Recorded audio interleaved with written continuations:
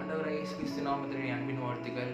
இந்த சண்டே மன்னா நிகழ்ச்சி மூலமாக உங்களை சந்திக்கிறதுல, இந்த வீடியோ பார்ப்பதில் நான் மிகவும் மகிழ்ச்சி அடைகிறேன். ஸோ இந்த சண்டே மன்னாவில் இந்த நம்ம ஜூன் மாதத்தில் பார்த்துட்டு இருக்கோம். சண்டே மன்னாவில் ஸோ ஃபஸ்ட்டு 2 வாரமும் கிறிஸ்துவில் எப்படி வளரணும்னு பார்த்தோம். ஸோ வாரம் கிருபையில் எப்படி வளரணும்னு பார்த்தோம்.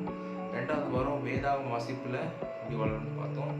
ஸோ 3வது என்னன்னா வேதாகம் வாசித்து என்ன பண்ணுவோம், ப்ரேயர் பண்ணுவோம், அப்படிதானே? ஸோ அதை பற்றி இன்னைக்கு டாபிக் பார்க்க போகிறோம். ஸோ இன்னைக்கு 3வது இன்னைக்கு சண்டே 3வது சண்டே. ஸோ இன்னைக்கு என்ன டாபிக்னா ஜெபம் நிறைந்த வாழ்க்கை. ஸோ இந்த எபிசோடில் இன்னைக்கு என்ன டாபிக்னா ஜெபம் நிறைந்த வாழ்க்கை, a life of prayer, a life of prayer, ஜெபம் நிறைந்த வாழ்க்கை. ஸோ ஜெபம் என்பது என்னன்னா தேவனோட பேசும் ஒரு உறவு தான் இந்த ஜெபம். ஓகே, தேவனுக்கும் நமக்கும் ஒரு பேச்சு தொடர்பு. ஸோ பேச்சு தொடர்பு, அந்த உறவு தான் என்னதான் இந்த ஜெபம். ஓகேயா? ஸோ ஜெபிக்கும் வாழ்க்கை வல்லமை உள்ள வாழ்க்கை. ஓகேயா? யாரெல்லாம் ஜெபிக்கிறீங்களோ அவங்க வாழ்க்கை எப்படி இருக்குமா, பவர்ஃபுல்லாக வல்லமையாக இருக்கும். ஓகேயா? ஸோ ஜெபம் செய்யும் மனிதன் தோற்கடிக்கப்படவே மாட்டான். ஓகேயா? So prayer is a weapon. ஓகேயா? ஸோ ஜெபிக்கும் மனுஷன்ட்ட எப்பவுமே தோற்று போக மாட்டான். ஓகேயா? நீங்கள் ஜெபிக்கும் போது ஆண்டவர் அந்த ஜெபத்தை கேட்டு உங்களை அந்த என்ன கேட்டிருக்கீங்களோ அதை செய்து முடிப்பார். அதே மாதிரி உங்களை தோற்கடிக்க விடவே மாட்டார். நீங்கள் ஜெயிக்கணும்னு நினைச்சீங்கன்னா, ப்ரேயர் பண்ணீங்கன்னா, விசுவாசத்தோடு ஆண்டவர் கேட்டிங்கன்னா கண்டிப்பாக நீங்கள் தான் ஜெயிப்பீங்க. ஓகேங்களா? ஸோ இந்த ஜெபம் நிறைந்த வாழ்க்கையில் ஒரு அழகான வசனம். ஸோ ஒரு சின்ன ஒரு லைன் வசனம் தான், எல்லாரும் தெரிஞ்ச வசனம் தான். ஸோ எடுத்துக்கொள்ளலாம் வேதாகம வசனத்தை. 1 தெசலோனிக்கேயர் 5ஆம் அதிகாரம் 17ஆம் வசனத்தில் ஒரு சின்ன கீவேர்டு இருக்கு. ஸோ சின்ன வசனம் தான் வாசிக்கங்க. இடைவிடாமல் ஜெபம் பண்ணுங்கள்.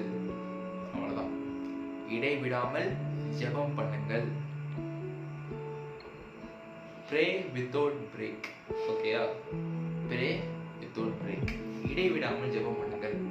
இந்த வசனம் மிகவும் சிறியதாக இருந்தாலும் கிறிஸ்தவ வாழ்க்கையில் இது முக்கியமான ஒரு கட்டளையை எடுத்துக்கலாம். ஓகேயா? ஸோ 10 கட்டளை மாதிரி இதையும் ஒரு கட்டளையை எடுத்துக்கலாம். ஓகே, முக்கியமான இடைவிடாமல்னா 24 மணி நேரம் இடைவிடாம அப்படி இல்லை. ஸோ எப்படின்னா எப்போதும் தேவனுடைய தொடர்பில் இருக்கணும். ஓகேயா?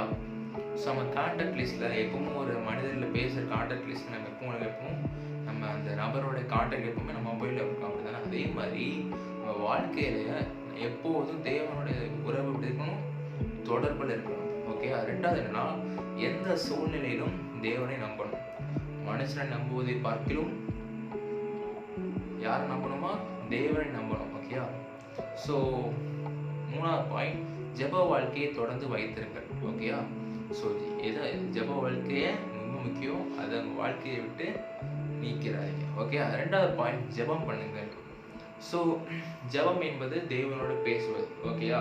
ஸோ எப்படி எடுத்துக்க தரமா, இப்போ ஜெபம் பண்ணா என்ன சொல்லுவோம், நன்றி சொல்லலாம், உதவி கேட்கலாம், நம் கவலைகளை இயேசுவோட ஷேர் பண்ணலாம், தேவனோட சித்தத்தை கேட்கலாம். ஓகேயா? இதெல்லாம் ஜெபம் பண்ணலாம். ஓகேயா? ஏன் இடைவிடாமல் ஜெபிக்க வேண்டும்? ஒரு கேள்வி இருக்கும். நான் சொல்றேன், ஜெபம் என்றால் தேவனுடைய உறவை பலப்படுத்தும்.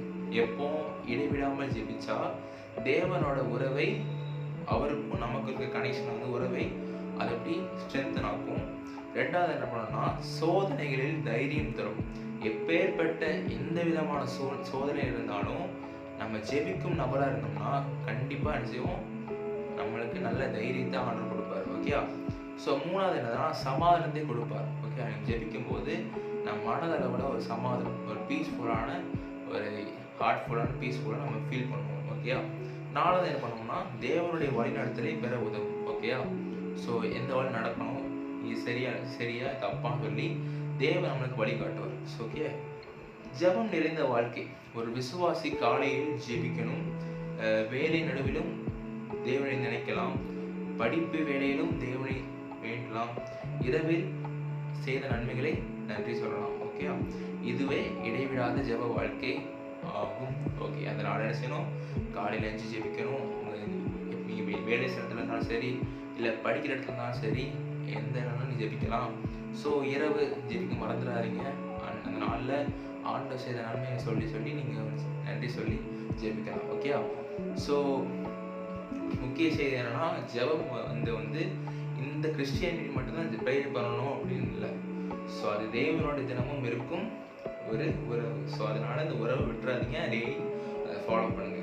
ஜெபிக்கும் மனிதன் தனியாக போராட மாட்டான், தேவன் அவரோடு இருப்பார். ஓகே, நீங்கள் ஜெபிச்சிங்கன்னா நீ தனியாக இல்லை, உங்களோட தேவன் எப்போதும் இருப்பார். ஓகே, ஸோ ஜெபம் இல்லாத வாழ்க்கை பலவீனமுள்ள வாழ்க்கை, ஜெபம் நிறைந்த வாழ்க்கை அது ஒரு வல்லமை உள்ள வாழ்க்கை. இதே மாதிரி அடுத்த எபிசோட்ல புது டாபிக் கூட சந்திக்கிறேன். அது வரைக்கும் God bless you.